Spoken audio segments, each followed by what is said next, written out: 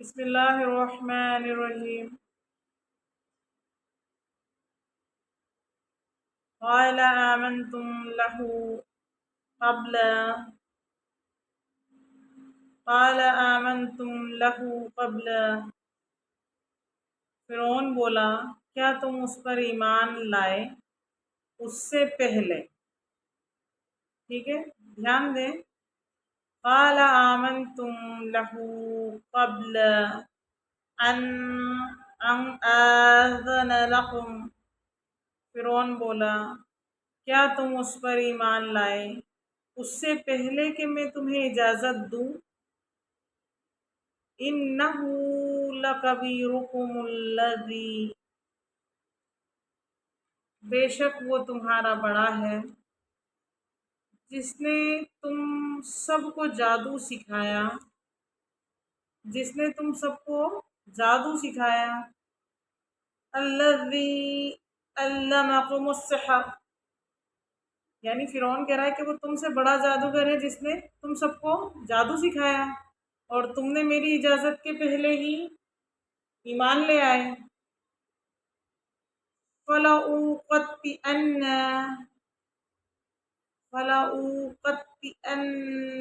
أَيْدِيَكُمْ، تو میں ضرور کاٹوں گا تمہارے ہاتھ، وَأَرْجُلَكُمْ، اور تمہارے پاؤں، مِنْ خِلَافٍ وَلَأُصَلِّبَنَّكُمْ، میں ضرور کاٹوں گا تمہارے ہاتھ اور پاؤں، من خلاف، دوسری طرف سے کا مینس یہاں یہ ہوگا کہ ایک ہاتھ اور دوسری طرف سے، ایک طرف کے ہاتھ اور دوسری طرف کے پاؤں کاٹ دوں گا، یعنی دایاں ہاتھ اور بایاں پاؤں کاٹ دوں گا، یا بایاں ہاتھ اور دایاں پاؤں کاٹ دوں گا، اور تمہیں کھجور کے تنوں پر پھانسی دے دوں گا۔ وَلَأُصَلِّبَنَّكُمْ فِي جُذُوعِ النَّخْلِ، میں تمہیں کھجور کے تنے پر پھانسی دے دوں گا، اور ضرور تم جان جاؤ گے، وَلَتَعْلَمُنَّ، اور تم ضرور جان جاؤ گے، أَيُّنَا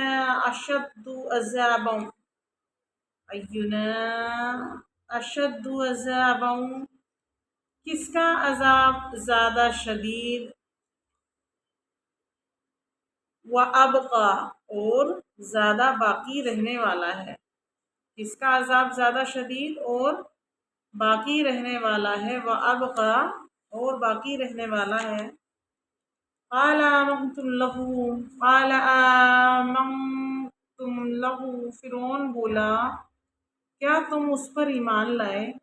فرعون نے جادوگروں کے ایمان لانے کا منظر دیکھ کر انہیں ڈانٹتے ہوئے کہا کیا تم میری اجازت ملنے سے پہلے ہی حضرت موسیٰ علیہ السلام پر ایمان لے آئے ہو؟ بے شک وہ جادو میں استاد کامل اور تم سے فائق ہے، اور اس نے تم سب کو جادو سکھایا ہے، تو مجھے قسم ہے میں ضرور تمہارے دائیں طرف کے ہاتھ اور بائیں طرف کے پاؤں کاٹ دوں گا، اور تمہیں کھجور کے تنوں پر پھانسی دے دوں گا، اور اس وقت ضرور تم جان جاؤ گے کہ ہم میں کس کا عذاب زیادہ شدید اور زیادہ باقی رہنے والا ہے۔ اس سے فرعون ملعون کی مراد یہ تھی کہ اس کا عذاب سخت تر ہے، یا رب العالمین کا عذاب زیادہ سخت ہے۔ نیکسٹ آیت دیکھیں گے، آیت نمبر 72۔ قَالُوا لَن نُؤْثِرَكَ عَلَىٰ مَا جَاءَنَا مِنَ الْبَيِّنَاتِ، ہم ان روشن دلیلوں پر تجھے ہرگز ترجیح نہیں دیں گے۔ وَالَّذِي فَطَرَنَا فَاقْضِ مَا أَنْتَ قَاضٍ،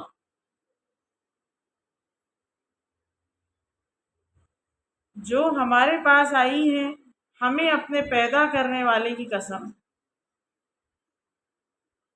تو جو کرنے والا ہے کر لے۔ تو جو کرنے والا ہے کر لے، فقدی ما انت قاد، کہ جو تو کرنے والا ہے کر لے، تو اس دنیا کی زندگی میں ہی تو کرے گا۔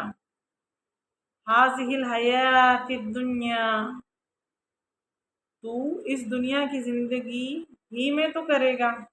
انہوں نے کہا ہم ان روشن دلیلوں پر ہرگز تجھے ترجیح نہ دیں گے جو ہمارے پاس آئی ہیں، ہمیں اپنا پیدا کرنے والے کی قسم، تو جو کرنے والا ہے کر لے، تو اس دنیا کی زندگی میں ہی تو کرے گا۔ شان نزول، فرعون کا یہ متکبرانہ کلمہ سن کر ان جادوگر نے کہا ہم روشن دلیلوں پر ہرگز تجھے ترجیح نہ دیں گے جو ہمارے پاس آئی ہیں۔ روشن دلیلوں کے بارے میں مفسرین کے مختلف اقوال ہیں۔ بعض مفسرین کے نزدیک ان سے حضرت موسیٰ علیہ السلام کا روشن ہاتھ اور عصا مراد ہے۔ بعض مفسرین نے کہا کہ جادوگروں کا استدلال یہ تھا، اگر تو حضرت موسیٰ علیہ السلام کے معجزے کو بھی جادو کہتا ہے تو بتا وہ رسے اور لاٹھیاں کہاں گئیں۔ اور بعض مفسرین کہتے ہیں کہ روشن دلیلوں سے مراد جنت اور اس میں اپنی منازل کا دیکھنا ہے۔ والذی فطرنا، ہمیں اپنے پیدا کرنے والے کی قسم۔ جادوگروں نے فرعون سے کہا ہمیں اپنے پیدا کرنے والے کی قسم، تو جو کرنے والا ہے کر لے، ہمیں اس کی کچھ پرواہ نہیں، اور تو ہمارے ساتھ جو کچھ بھی کرے گا اس دنیا کی زندگی میں ہی تو کرے گا، اس سے آگے تو تیری کچھ مجال نہیں۔ اور دنیا کا حال تو یہ ہے کہ وہ زائل اور یہاں کی ہر چیز فنا ہونے والی ہے، اور اگر تو ہم پر مہربان بھی ہو تو ہمیں ہمیشہ کے لیے بقا نہیں دے سکتا۔ پھر دنیا کی زندگانی اور اس کی راحتوں کا زوال کا کیا غم، خاص طور پر اسے جو جانتا ہے کہ آخرت میں دنیا کے اعمال کی جزا ملے گی۔ اس آیت میں بیان ہوا کہ جادوگروں نے مومن ہو کر فرعون سے کہہ دیا کہ جو ہو سکے کر لے، ہمیں اس کی پرواہ نہیں۔ اس سے معلوم ہوا کہ مومن کے دل میں جرأت ہوتی ہے اور وہ ایمان لانے کی صورت میں مخلوق کی طرف سے اذیت پہنچنے کی پرواہ نہیں کرتا۔ اس سے واضح ہوا کہ قادیانی کا نبی ہونا تو بڑی دور کی بات، وہ تو مومن بھی نہیں تھا، کیونکہ وہ لوگوں سے اتنا ڈرتا تھا کہ ان کے خوف کی وجہ سے حج نہیں کر سکا۔ آیت نمبر 73،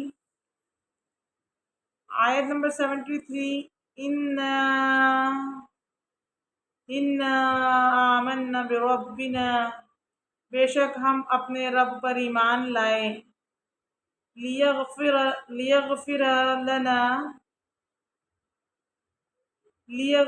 لَنَا خَطَايَانَا وَمَا أَكْرَهْتَنَا، تاکہ وہ ہماری خطائیں اور وہ جادو بخش دے جس پر تو نے ہمیں مجبور کیا تھا، وہ ہماری خطائیں اور وہ جادو بخش دے جس پر تو نے ہمیں مجبور کیا تھا۔ وَمَا أَكْرَهْتَنَا عَلَيْهِ مِنَ السِّحْرِ، تو نے ہمیں مجبور کیا تھا۔ وَاللَّهُ خَيْرٌ وَأَبْقَىٰ، اور سب سے زیادہ باقی رہنے والا، اللہ بہتر ہے اور سب سے زیادہ باقی رہنے والا۔ واللہ خیر وابقیٰ، اور اللہ بہتر ہے، سب سے زیادہ باقی رہنے والا۔ شان نزول، انا آمنا بربنا، بے شک ہم اپنے رب پر ایمان لائے۔ جادوگروں نے کہا کہ بے شک ہم اپنے رب عز و جل پر ایمان لائے تاکہ وہ ہماری خطائیں بخش دے، اور وہ جادو بھی جس پر تو نے ہمیں حضرت موسیٰ علیہ السلام کے مقابلے میں مجبور کیا تھا، اور اگر ہم اللہ تعالیٰ کی طاعت کریں تو وہ تیرے مقابلے میں فرما برداروں کو ثواب دینے میں بہتر ہے، اور اگر ہم اس کی نافرمانی کریں تو وہ نافرمانوں پر عذاب کرنے کے لحاظ سے سب سے زیادہ باقی رہنے والا ہے۔ فرعون نے جادوگروں کو جو جادو پر مجبور کیا تھا اس کے بارے میں بعض مفسرین نے فرمایا کہ فرعون نے جب جادوگروں کو حضرت موسیٰ علیہ السلام کے ساتھ مقابلہ کرنے کے لیے بلایا تو جادوگروں نے فرعون سے کہا تھا کہ ہم حضرت موسیٰ علیہ السلام کو سوتا ہوا دیکھنا چاہتے ہیں۔ چنانچہ اس کی کوشش کی گئی اور انہیں ایسا موقع فراہم کر دیا گیا۔ انہوں نے دیکھا کہ حضرت موسیٰ علیہ السلام خواب میں ہے اور عصا شریف پہرا دے رہا ہے۔ یہ دیکھ کر جادوگروں نے فرعون سے کہا کہ حضرت موسیٰ علیہ السلام جادوگر نہیں، کیونکہ جادوگر جب سوتا ہے تو اس وقت اس کا جادو کام نہیں کرتا، مگر فرعون نے انہیں جادو کرنے پر مجبور کیا۔ اس کی مغفرت کے وہ جادوگر اللہ تعالی سے طالب اور امیدوار ہیں۔ آیت نمبر 74، 75 and 76۔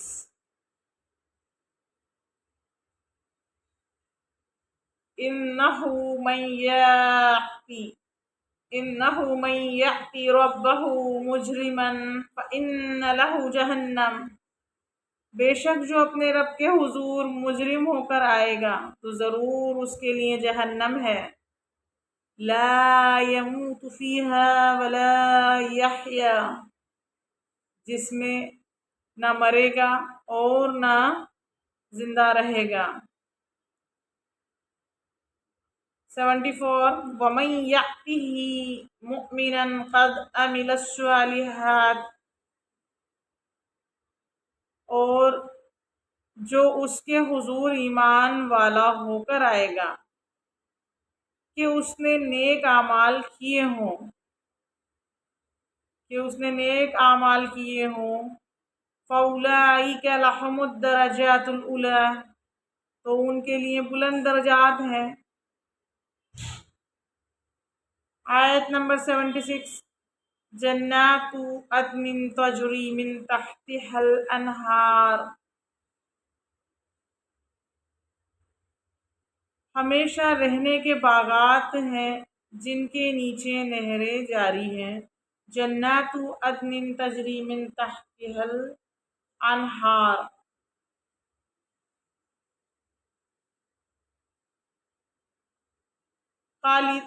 من تحتها الانہار خالدین فیہ، ہمیشہ رہنے کے باغات ہیں جن کے نیچے نہریں جاری ہیں، ہمیشہ ان میں رہیں گے۔